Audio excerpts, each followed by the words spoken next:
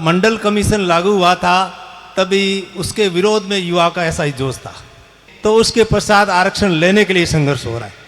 बहुत अच्छी बात है और संघर्ष समिति के साथ हमारा संगम दूध और पानी की तरह होना चाहिए।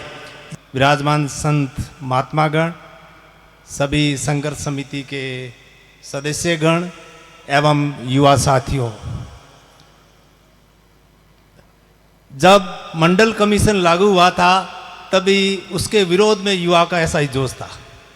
जब हम भी विश्वविद्यालय में थे तो उस समय इसको लागू नहीं करने के लिए संघर्ष किए जाते थे। इस तरह की है कि मीटिंग की जाती थी और जब वो लागू हो गया मंडल कमीशन और धीरे धीरे विभिन्न प्रकार के आरक्षण के फायदे जब लोगों को दिखे तो उसके पश्चात आरक्षण लेने के लिए संघर्ष हो रहा है। बहुत अच्छी बात है और इस बात में है कि कहाँ हम पीछे रहे, ये मनन करने योग्य बात है। अभी बहुत सारे वक्ताओं ने बहुत बात कही, जिस तरह से है कि संघर्ष समिति के लिए एक पहले संयोजक दल बन जाए, फिर संघर्ष समिति बन जाए और संघर्ष समिति बन करके है कि लगातार आगे अपनी रणनीति से कार्य करे, तो ये ओबीसी का केंद्रीय आरक्षण हमसे ज़्यादा दूर नहीं रहेगा। लेकिन मैं ये कहना चाहूँगा कि जो व्यक्ति हम सामने रखते हैं या संयोजक बनाते हैं वो व्यक्ति हमारे लिए श्रेष्ठ है और श्रेष्ठ व्यक्ति की बात हम सबको माननी है।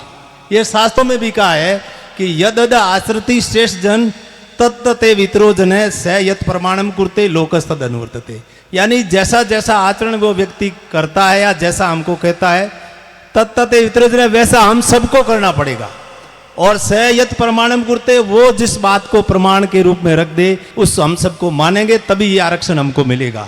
तो इसलिए संघर्ष समिति का हम सब पूरा सहयोग दे और संघर्ष समिति के साथ हमारा संगम दूध और पानी की तरह होना चाहिए। जिस प्रकार है कि दूध में जो जो पानी मिलाते हैं तो दूध अपना रंग देता जाता है और सफेद होता जाता है, और जब उसको गर्म करते हैं तो उसकी दोस्ती में है कि पानी पहले जलता है। पानी कहता है कि नहीं, अभी है आपने मुझे रंग दिया है तो पहले है कि मैं स्वयं जलूंगा। पूरा है कि पानी जलता है और जब पूरा पानी जलता है तो दूध उफान पे आता है तो वापस पानी का ही छांटा देने से बैठ जाता है। तो इसी तरह से जो संघर्ष समिति हमें कहेगी उस सबको हम इसी तरह से है कि सहयोग देंगे।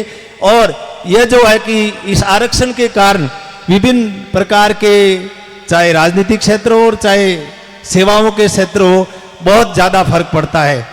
लगातार है कि चाहे बड़ी बड़ी सेवाओं के कैडर निर्धारण हो तो इस आरक्षण की वजह से एक है कि आईपीएस आईएएस को दूसरे स्टेट का कैडर मिलता है, आरक्षण होता तो उसी को वही कैडर मिल जाता, जबकि वो मेरिट में कहीं ऊपर होते हैं।